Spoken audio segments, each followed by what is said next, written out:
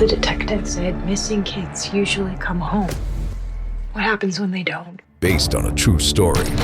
Police looking for John Gacy. We discovered bodies. By the looks of it, they're younger men. The things he did to those kids. He's sick. The system failed these families. Devil in Disguise, John Wayne Gacy. Streaming now, only on Peacock. Do you know how many there are? Up to you to find out. Finished training for the day? Time to fight post-workout fatigue with Core Power Protein Shakes. They're packed with 26 grams of high-quality protein to build muscle and electrolytes to help hydrate. The nutrition you need to help your body replenish, rebuild, and repair post-workout so you can power on to the next one. Champion your recovery with Core Power. Visit corepower.com to learn more. The family that vacations together stays together. At least, that was the plan. Except now, the dastardly desk clerk is saying he can't confirm your connecting rooms. Wait, what? That's right, ma'am. You have rooms 201 and 709. No, we cannot be 5 floors away from our kids. The doors have double locks. They'll be fine. When you want connecting rooms confirmed before you arrive, it matters where you stay. Welcome to Hilton. I see your connecting rooms are already confirmed. Hilton, for the stay.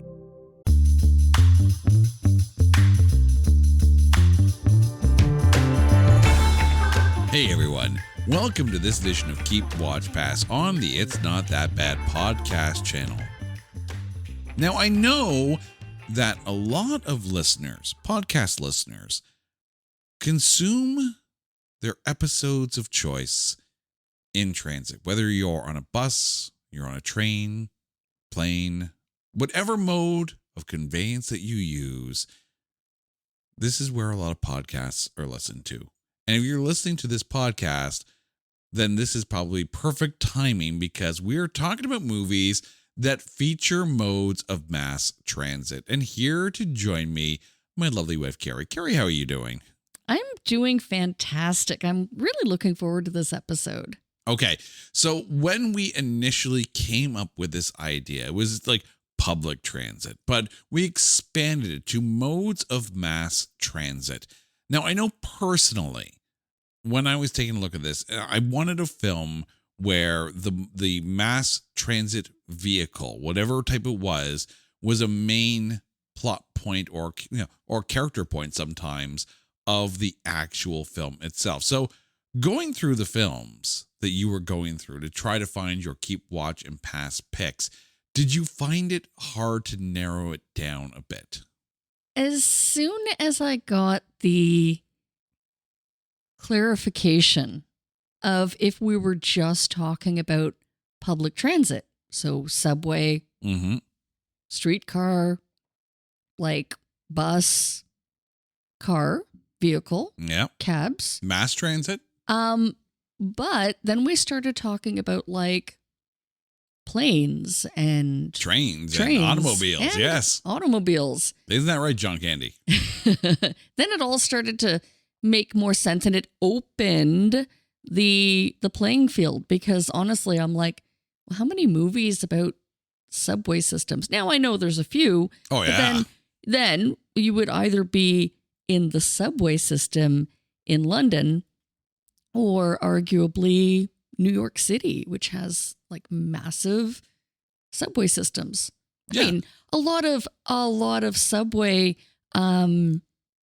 scenes are shot here in Toronto. But you have to, and then this is what I was thinking of. Like the mass transit can't just be passive. It has to be like an active part of the actual film. At least that's the angle that I went through. I didn't look for a film like, oh, well, he took the bus in this scene. No. That's not a movie featuring mass transit. Like to me, it had to be a major part of the actual film itself. So we're going to pick 3 films each: the keep, the watch, and the pass. The keep is one that's going to get us there on time, no questions asked. The watch is one that even if the ride's a little slow, at least it's comfortable and you can relax. And the pass is one that is the worst case of rush hour traffic that you could possibly imagine. So Carrie, your keep pick featuring modes of mass transit. I am so psyched about being able to talk about this movie because I know that I wouldn't be able to defend it on It's Not That Bad because I don't think it qualifies. But I am keeping Bullet Train. Called it. I knew you knew that I was going to pick this movie because I love it so much. That like what happens on this train trip, which, correct me if I'm wrong, a bullet train is usually pretty fast. It is very, very, very fast. So when you think about all of the like awful things that are happening on this train trip and the amount of, I don't know, death and destruction that happens in the cars, you know what? It was just such a fun ride, and the actors were so fantastic. I mean, Brad Pitt, there's just something so damn likable about him. Oh, yeah. But I mean, you also have future Super Bowl performer Bad Bunny in this. You got Brian Tyree Henry. You got Zazie Beetz. You got Karen Fukuhara. Can we just talk about Joey King for a second? Okay. I like Joey King in this. I really do. We've talked about Joey King when we covered Uglies during one of the Grading on a Curve episodes. I recently finished a book series.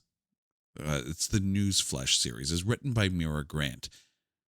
I am going to put this out into the universe right now because somewhere down the road, someone's going to listen to these podcast episodes and go, holy crap, there's a lot of really good movie ideas in this podcast. We need to actually tap everything. We're going to steal everything that they say and we're going to do it. So I'm going to try and manifest this.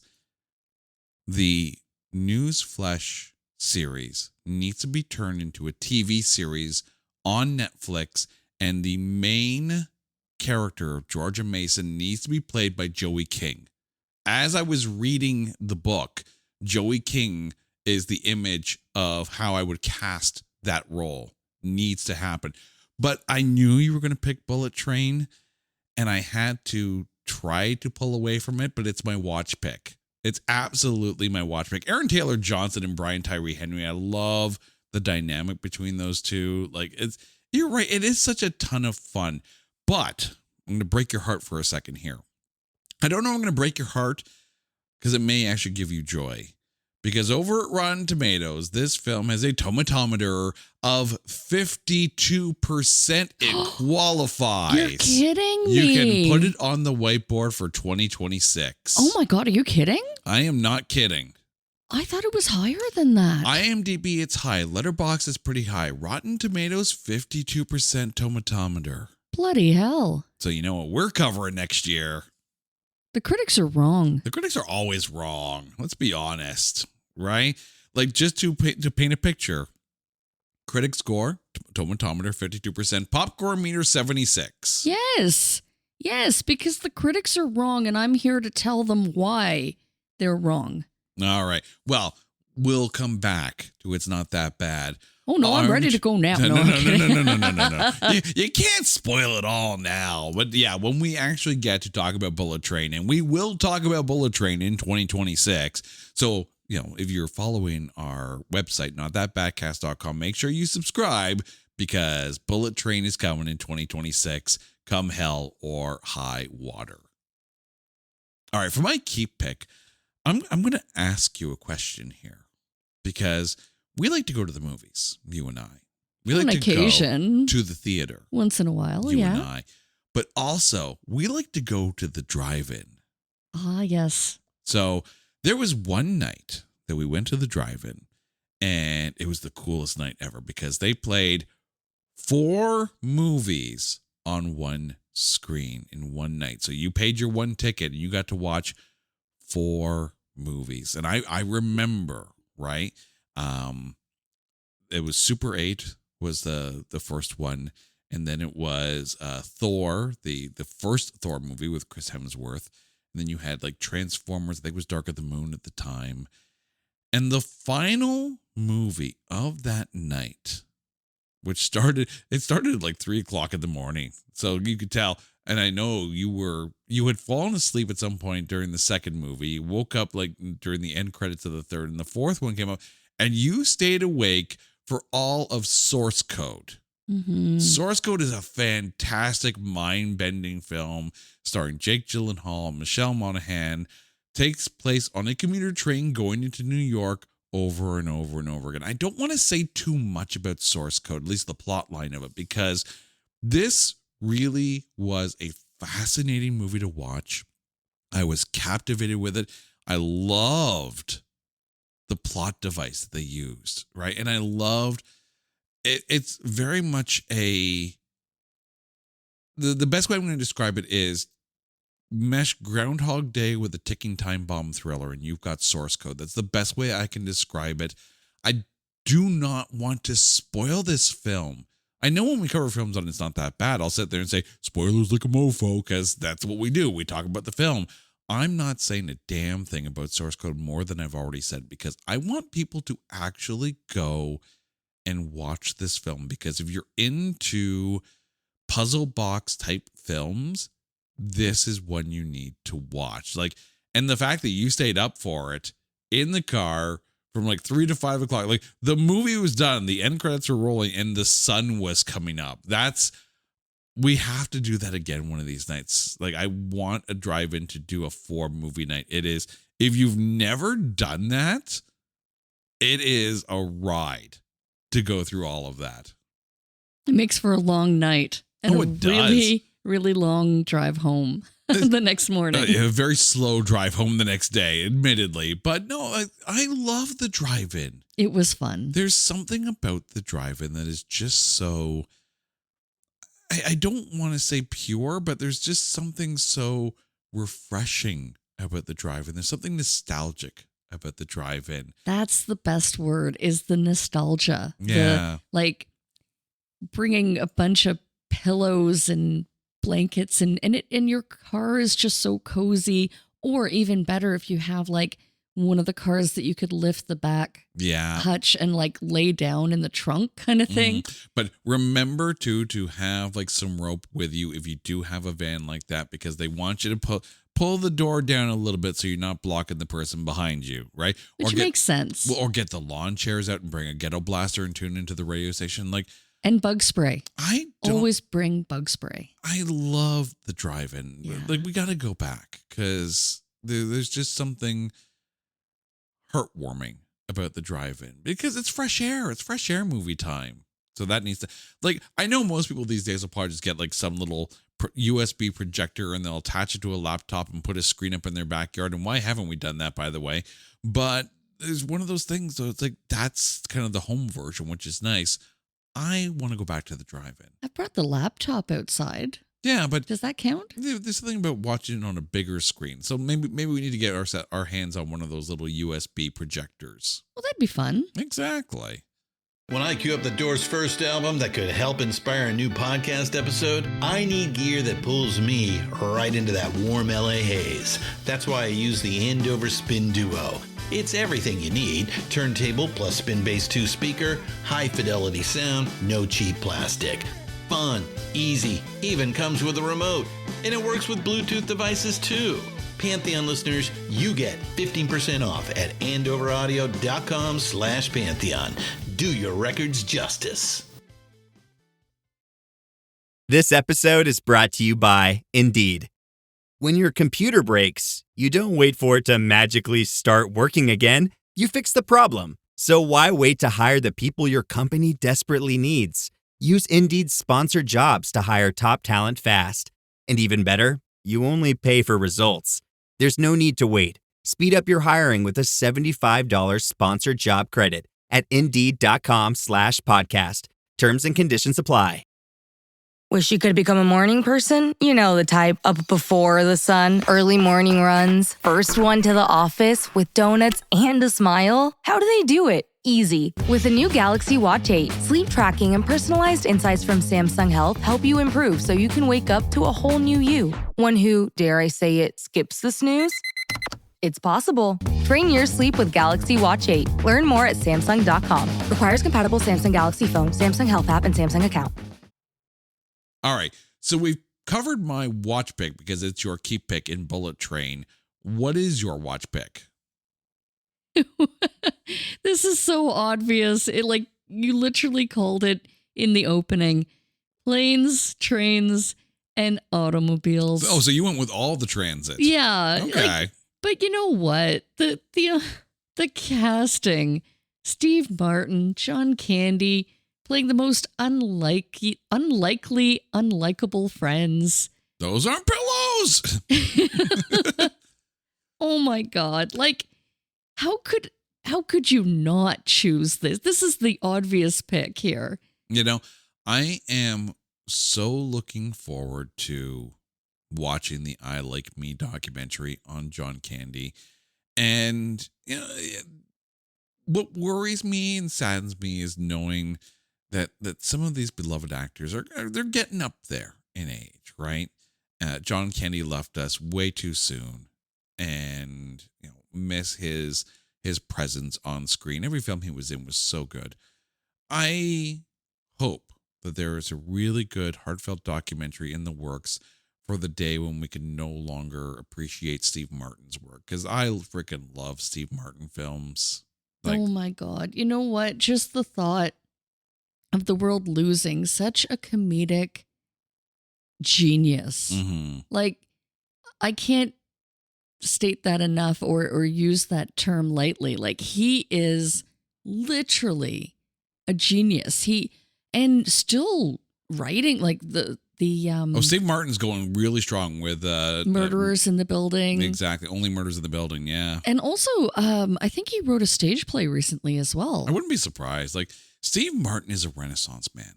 He absolutely is a Renaissance man. One of my favorite Steve Martin films of all time is LA Story. I love LA Story.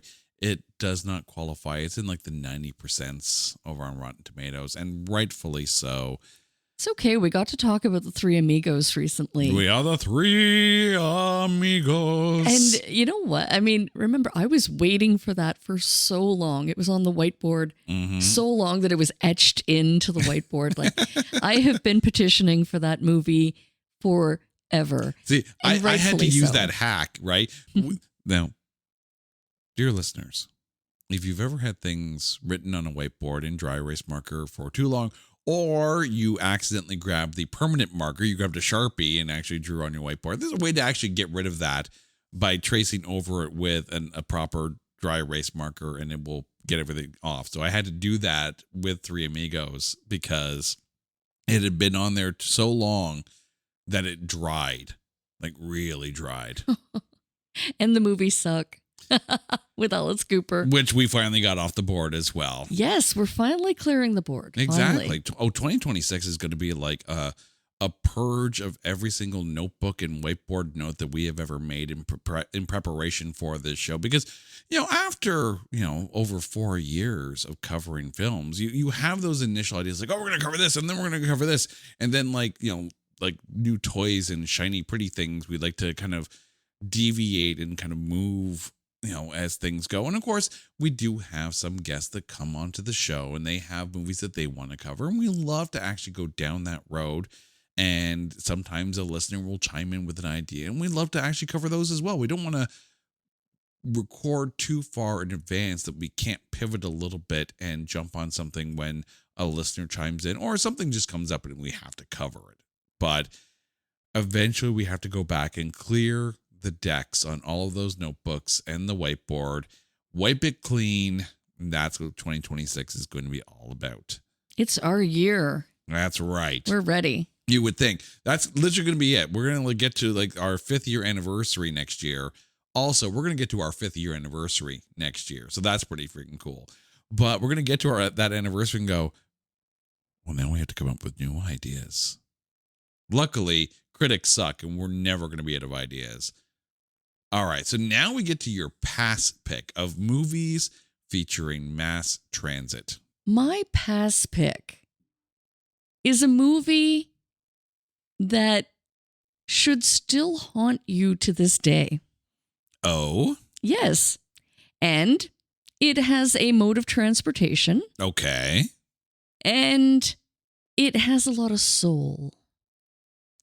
I'm not. You're talking. Not. No. I am reminding you. No. Oh, we're going there. No. Pack your bags. We got 2 tickets to the Soul Plane. My arm is losing feeling as you are talking about this film. Yeah, I can't believe you didn't pick it as your pass pick. I have blocked that painful memory out of my head in the hopes that we would never have to talk about this again. And you brought it up. It's back, you baby. Did. Soul oh my Plane. God. I'm going to have to go back to therapy again. Thank you kindly for this. Perhaps we should let our audience know in on the little story. I know I've mentioned the story before, but we've been around a while and not all of our listeners go back and listen to all of our past episodes. So allow me to elaborate the source of my pain and discomfort as you actually bringing this film up.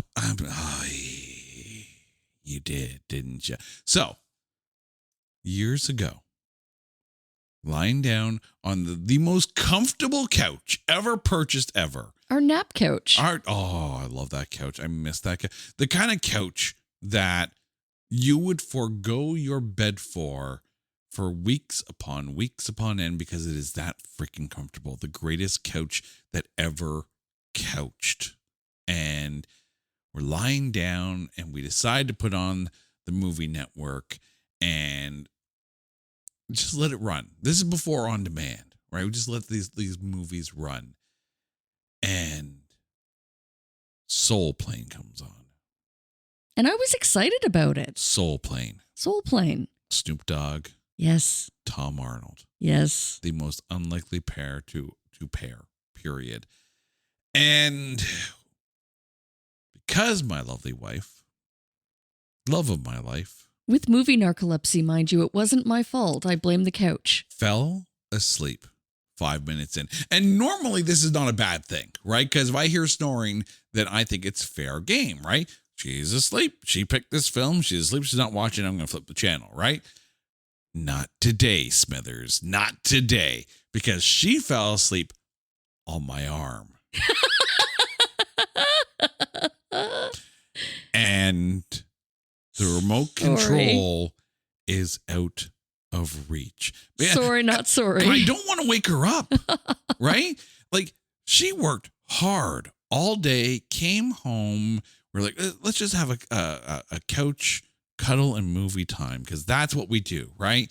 And she picked Soul Plane because it seems silly enough. Snoop Dogg, you can't go wrong with Snoop Dogg, right? You can't go wrong. Snoop Dogg, unless it's Soul Plane. And I'm trying to not wake her and find within me an ability to tap into the force. So the remote control will leap from the table to my hand so I can stop the pain that is inflicting my eyeballs. That is Soul Plane. Are you okay? And I can't reach the remote control. Have you forgiven me? I don't think you've forgiven me. And I'm reaching my arm out. It's like, it's so close. It's so close. Like my fingers could graze the plastic, but I can't get a grip on it. And I can't change the channel. And I can't wake her up because she's worked so hard all day. And I'm wide awake and can't block out the Soul Plane. It was torture. You committed a war crime. You sound a little bit angry. Are you okay? You did. You brought it up. And then I had to book my therapy session again. I'm going to be in the corner. Like, I'm going to let you edit this episode, and I'm going to be in the corner in the fetal position going, no more Snoop Dogg, no more Snoop Dogg, no more Snoop Dogg. The wounds are still deep. Soul Plane. There's an edit. I deserve that. I'm going the opposite direction. My past pick deals with a whole lot of snow and a really, really ridiculously creepy CGI version of Tom Hanks. I'm going with the Polar Express. So Tom Hanks, the entire film is done CGI. It looks like a video game. It is straight Uncanny Valley. It is. And Tom Hanks is the conductor of the Polar Express, a train that kind of makes its way to the North Pole. And the only reason I am picking is because the CGI is horrifying. Like, you know, when you watch video game cutscenes and the body is moving and the mouth is moving, but the eyes just look dead inside. And I recognize we're talking about CGI, non-playable characters, but sometimes it is just, it's like you're talking to someone and their brain isn't wired properly.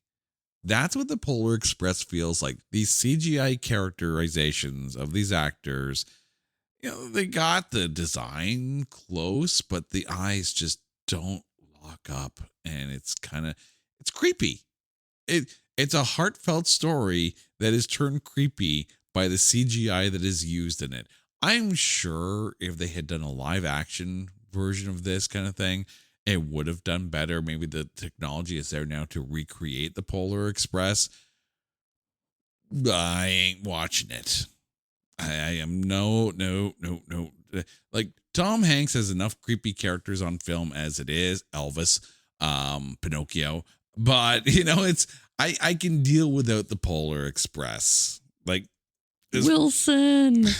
I'll watch that film. Not a problem, right? Forrest Gump. Oh, I'd watch Forrest Gump. I like that movie. I'm not the biggest fan of Forrest Gump, but I'd watch that over the Polar Express. There aren't many Tom Hanks films that I wouldn't watch over the Polar Express. Well, maybe Elvis. I don't know if I'd watch Elvis. But I will point out that this film does qualify for the podcast at a 55% tomatometer, which I think might actually be gracious. I can see if they're ranking it just on the story and the heartfelt Christmas message of it. I ain't in. Nope. No. I would rather take the Hogwarts Express knowing that bad things are going to happen, because bad things always happen if Harry Potter's there, over the Polar Express. Can you believe that I didn't pick any of the Harry Potter movies? Well, I mean, the Hogwarts Express isn't necessarily a major part of the film. Of course it is. No, it's not. The flying car? Yeah, but no. Oh. No. I mean, I just find it funny. You'll find it obvious because you know me. I find it funny that all three of my picks are train-based. All right, Carrie. Now that you've tormented me, please remind our listeners and my therapist what your keep, watch, and pass picks are for movies featuring modes of mass transit. I'm keeping Bullet Train, watching Planes, Trains, and Automobiles, and passing on Soul Plane. Why can't I use the Force? Why can't I use the Force? I missed the movie. I don't know. Like, I was asleep. We are not watching it. No. Let's revisit it. No. You sure? No. My keep pick is Source Code. My watch pick is Bullet Train. And my pass pick is the Polar Express, because I have done my best to remove Soul Plane from my psyche, and you brought it up again. That's another 3 years of therapy. Thank you so much for that. And to you, our dear listeners, thank you for tuning in. Now, until next time, you guys know the drill. If there's a topic that you want us to cover on Keep, Watch, Pass, or a movie, not Soul Plane, that you think is unfairly maligned, hit us up on social media at NotThatBadcast, or go to our website at NotThatBadcast.com. And while you're there, make sure you check out our music show, There Can Only Be One, and sub-show on that, Spin, Shuffle, Skip. Until next time, she's Carrie, I'm Jay. You guys are awesome. Soul Plane is not. Take care.